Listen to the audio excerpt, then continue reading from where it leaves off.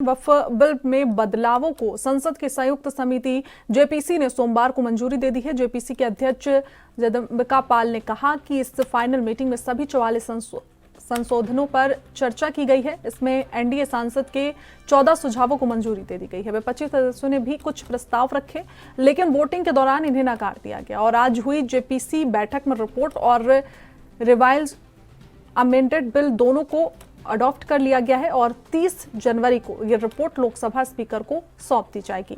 वहीं वक्फ संशोधन विधेयक पर ज्वाइंट पार्लियामेंट्री कमेटी बजट सत्र के दौरान अपनी रिपोर्ट पेश करेगी, क्योंकि संसद के शीतकालीन सत्र के दौरान समिति का कार्यकाल बढ़ा दिया गया था। वहीं विपक्षी सांसदों ने आज की मीटिंग के बाद कहा कि जेपीसी की सारी बैठकों में विपक्षी सांसदों की राय को नकारा गया है।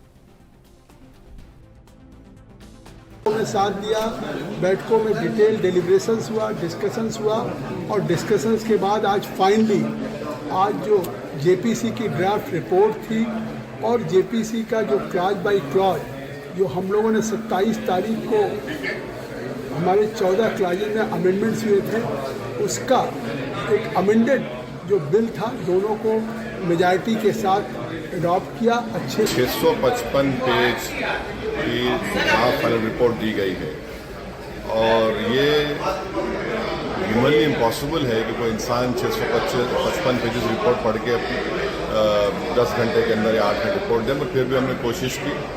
हम अपनी रिपोर्ट दिए हैं इस बिल के ख़िलाफ़, इस अमेंडमेंट के ख़िलाफ़ जो हम समझते हैं कि ये वफ़ के लिए फ़ायदेमंद नहीं रहेंगे बल्कि वफ़ को बर्बाद कर देंगे और ये ख़ास तौर से मुसलमानों को उनकी इबादत से महरूम करने के लिए ये आर्टिकल 26 का एक ग्रेव वायलेशन है। उसमें वक्फ बाय यूज़र को निकाल देना और फिर लिमिटेशन एक्ट को अप्लाई करना, इवैक्यू के प्रोविज़न को हटा देना, ओवरराइडिंग लॉ को हटा देना, कलेक्टर को ये इख्तियार देना कि वो गवर्नमेंट प्रॉपर्टी का तय करे, ये सब वक्फ के मुफाद में नहीं है, वक्फ के फेवर में नहीं है। इससे हम शुरू से मैं कह रहा हूँ 14-11 के मार्जिन से माननीय जेपीसी के सदस्यों ने इस रिपोर्ट को अडॉप्ट कर लिया है।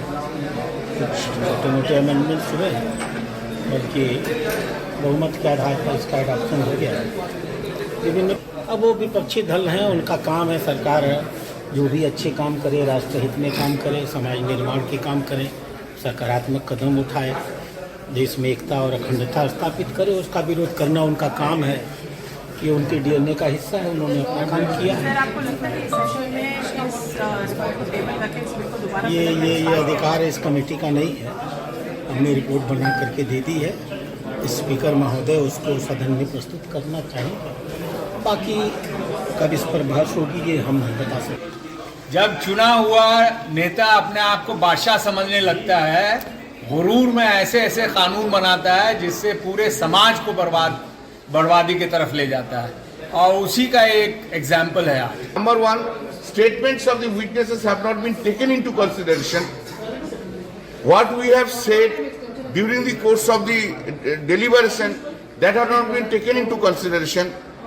There is no reason as such, excepting what has been stated by the central ministry, by the ministry that has been quoted.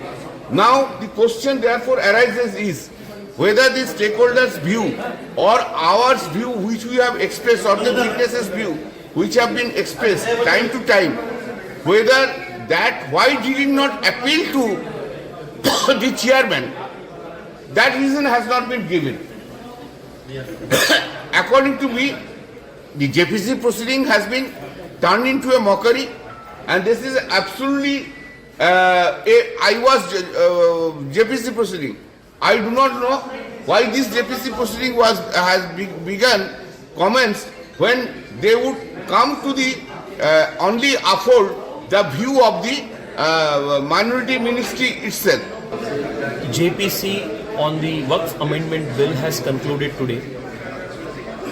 The intention of the government was to bring in modernity, transparency, accountability in the management of Waqf properties, and to also prevent the abuse of the law by the vested interests who were trying to encroach upon lands at the cost of social and communal harmony in the country. Both of these objectives have been met with the amendments that have been passed and the report that has been finally accepted by the JPC. Though the discussions were heated, the final report is a fine document that empowers the Muslim community, the donors who make the waqfs, by bringing in much needed accountability and transparency in the dealing of the waqf boards.